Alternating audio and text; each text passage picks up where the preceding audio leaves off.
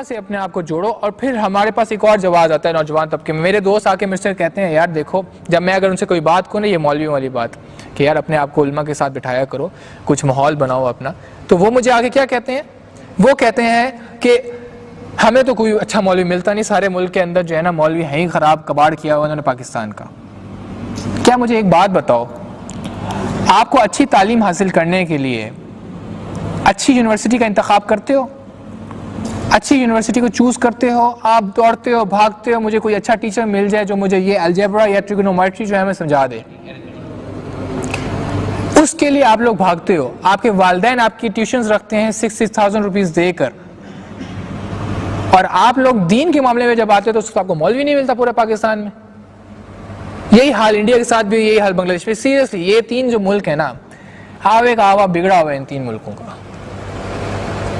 यहाँ पे मैं तो पाकिस्तानी हूँ, अब बंगाली आप लोग भी बैठे हो, जानते हो हर बात को। इंसान को होना पड़ता है कभी जज्बाती, सच कड़वा होता है, चाहे आपको बुरा लगे या अच्छा लगे।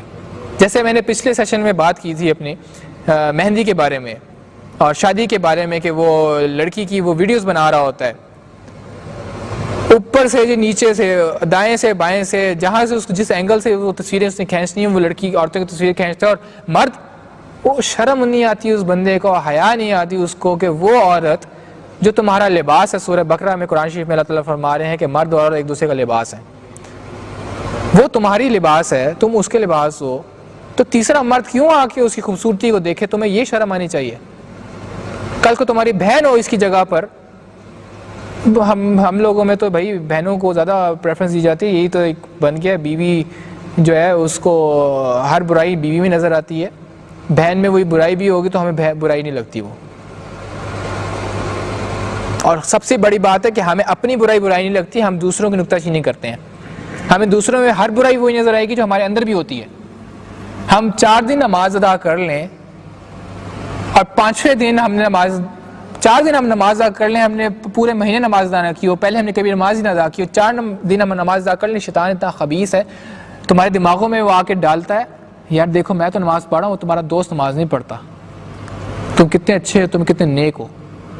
सिर्फ 4 दिन नमाज पढ़ने पे ऐसी ऐसी बातें आती हैं दिमाग के अंदर। ये तो हाल है हमारा। वो भूल जाते हो, क्या करते रहते हो कमरों में बैठ के, लॉक करके, लैपटॉप ओपन करके, हॉटस्पॉट से कनेक्ट करके। ज़्यादा एलैबोरेट करने की ज़रूरत नहीं है, मुझे बोलने दो, मैं इसलिए बैठा हूँ यहाँ पे। कैमरा